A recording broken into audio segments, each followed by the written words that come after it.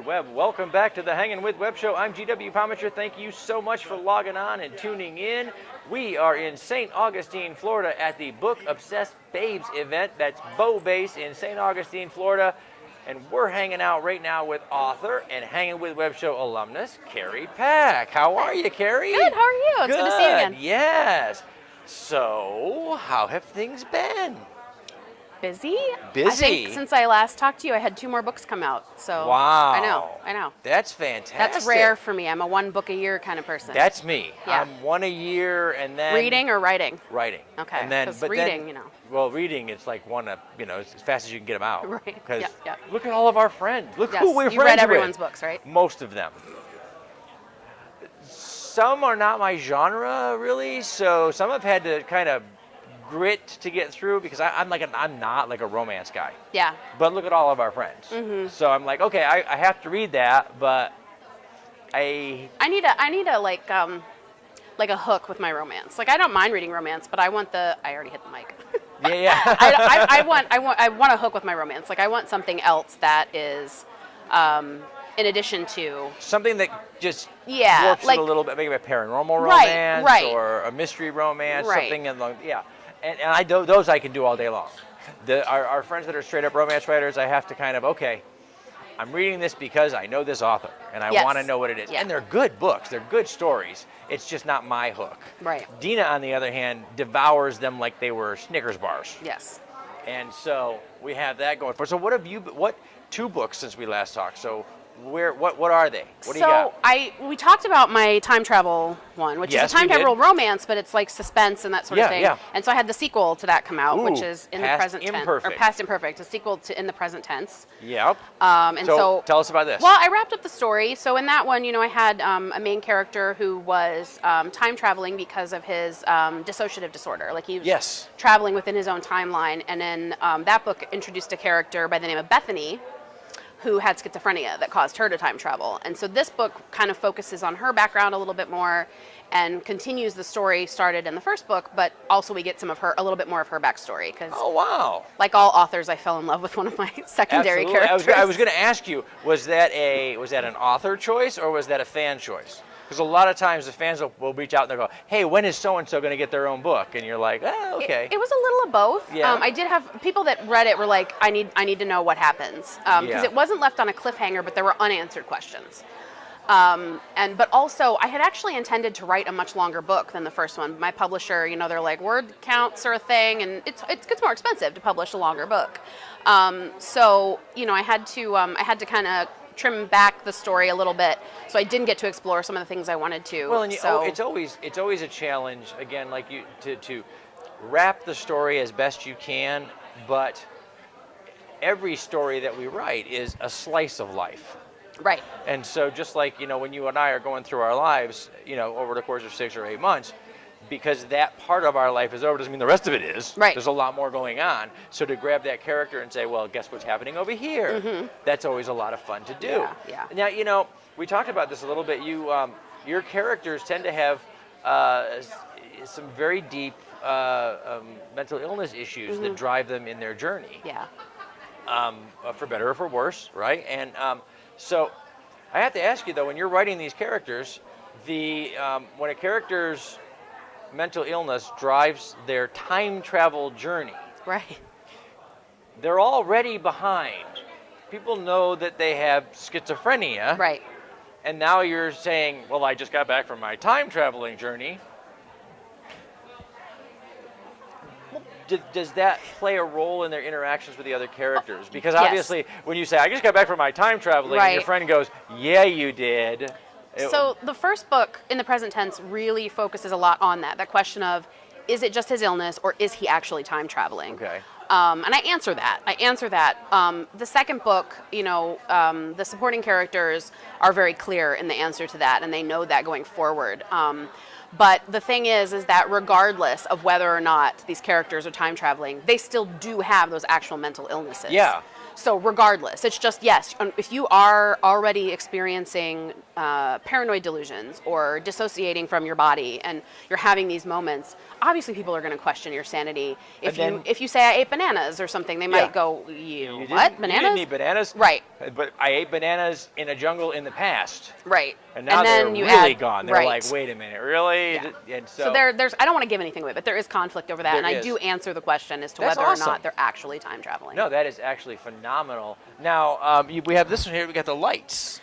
Yeah. Okay. Tell us about this one. So this one's really great because we're here in St. Augustine, and I based this on. So St. Augustine has a holiday lights festival called Nights of Lights. Awesome. Goes from mid-November to like the end of January. It's beautiful, and people come from all over the area to come see it. And I, as a local, get a little annoyed because you have tourist traffic in your hometown. It's hard. This does happen. Now, look, we love you. We want you to come because that's how we're going to send all of our kids through college. Right. But we want you to drive faster while you're here. Right, and understand stoplights and turn signals and that. Yes. And we want you to see the castles and the forts. We just want you to park the car first and then see them. Yes, very important. Don't stare when you're driving by. Yes. Park and go walk. Yes. Park and walk, or park and get on the trolley. It's much easier that way. Absolutely. So this takes place during a lights festival. I did not set it in St. Augustine because I wanted snow. I wanted it somewhere cold because I think snow. This is a horror. It's more of a creepy horror than like gore or anything like that. It's got a real suspensing, suspenseful cover. Yeah. So in this, a teenage girl finds out that after the lights go up, the children in the town start acting a little weird, and finds out that they're possessed, and it's because of the Christmas lights. And so I'm pretty sure at the holiday season, all children are possessed. Mm-hmm. Yeah. Well, yeah, that's the thing is, and then the adults in the beginning react like, oh, this is just how children act. They're excited. It's Christmas. They're a little hyper. They're getting excited for Santa. Like it's normal. And of course, my character's like, no, it's not normal. Way not normal. And then her neighbors get killed, and it all goes to hell. So, from sort of a sci-fi romance feel over here to horror. Yeah. What was bridging that gap like for you? What was that transition I am like? a voracious reader myself, and I read everything. And I was talking with another author and it's hard when you are a multi-genre reader to write in one genre. I admire people that can write 12 books in a series and give every character their own story. And do it in like 4 weeks. And do it really well. They really do it well, and they do it fast. I get bored. First of all, I need to dive in, and the outline is 4 months. Just because I need to know everything that no reader, I have to know all the things that no reader will ever know. Right. Yeah. And then I can put together what the reader is going to know. So, but to jump, again, writers are writers. And it's the readers that put us into our categories. They're like, oh, that's a romance novel. That's a science fiction novel. Or even a horror for novel. Shelving and librarian purposes and Amazon categories. Like, you have to be categorized. Exactly. Yeah. But at the same time, our writers are writers. So, if, you bridge that gap if there's another interest. Now, you wrote these two either back to back or simultaneously, or you were working on them? A little of both, honestly.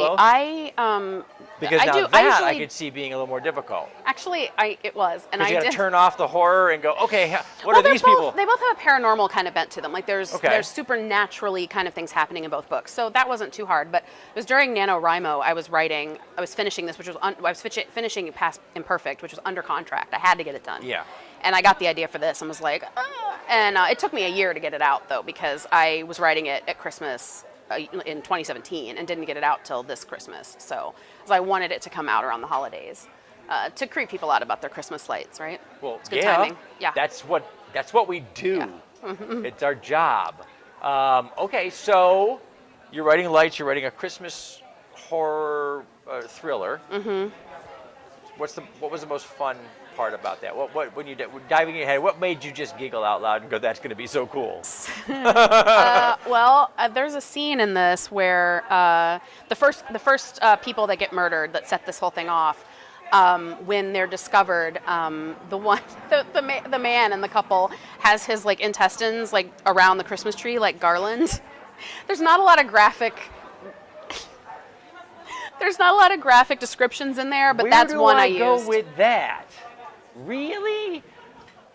Intestines? Wow. She had like a whole Krampus Day thing happening. Yeah. Well, I mean, like I said, I don't normally go that dark. My stuff's usually a little more. I like to give people happy endings. I like, but for whatever reason, no, not that guy. Not that guy. That guy really annoyed her. Mm-mm. Wow. Okay, so So I did laugh at that. What does that say about me as a person? My kind of gal. That's all I was going to say. You guys are going to love it. See, if it made her giggle, and it's going to freak you out. It's going to be awesome. All right, so these are out there now. Yeah. Yeah. So what's a writer to do? What's next? Work on the next thing. Yeah. I need to, right now I'm kind of, I teach, so I'm in the middle of all that right now, but I have 2 ideas, and I'm sitting there trying to decide what I want to do next. And so my decisions for my next 2 books, one is a contemporary romance and the other one is a historical romance. Ooh. So I'm again all over the place. Fun. We'll see. Yeah. But the historical takes place here in St. Augustine, so. Well, where else? We are the oldest city in America, folks, here in St. Augustine, Absolutely. Florida, right here. You may have had settlements and you may have had things, but this is the oldest organized city in the United States of America, and it's a great historical place. If you haven't been to St. Augustine, and wherever you are in the world, and you're thinking about traveling, come down to Florida, go see the mouse, give us lots of your money, then come here to St. Augustine and see the history, the rich history of Florida, and give us more money. Yeah. We like that. Okay, we're going to wrap it up. As we do, we're going to say thank you to our partners and friends at Off the Chain Radio. That's author Yvonne Mesa and her team over there. Foxwood Wine Company over in Melbourne, Florida. Something Unique Magazines out of St. Louis, Missouri. Famous Faces and Funny Space Coast Comics. J. Bauer Art for all the fantastic art that decorates our set.